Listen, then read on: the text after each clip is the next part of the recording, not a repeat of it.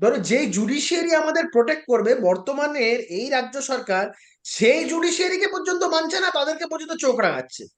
আমি বলছি, কারেক্ট। মানে বাংলার ইতিহাসে কেন, পশ্চিমবঙ্গের ইতিহাসে কোনোদিন জজের বাড়ির সামনে পোস্টার মারছে? এদের কত বড় হিম্মত! হাইকোর্টের একজন জাজের সিটিং জজ, হাইকোর্টের জাজের বাড়ির সামনে পোস্টার মারছে? হ্যাঁ, হাইকোর্টের জজের বাড়ির সামনে পোস্টার মেরেছে।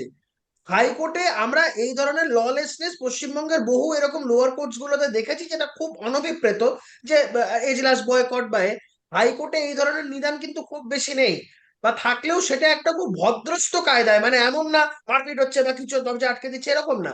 We refrain from working there, আমরা সবাই বললাম যে না, we abstain from going to courts, কোনো ইস্যু ভিত্তিক।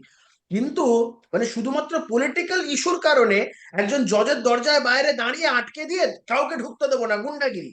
বা ধরো ওই জজকে বলছে "আয় তুই নেমে আয়, তোকে দেখবো"। মানে এই জিনিস, মানে যে জুডিশিয়ারি এই মানুষজনের রাইটস নিয়ে তাদের পাশে থাকার কথা, সেই জুডিশিয়ারিকে পর্যন্ত এরা চোখ রাঙাতে ছাড়ে না।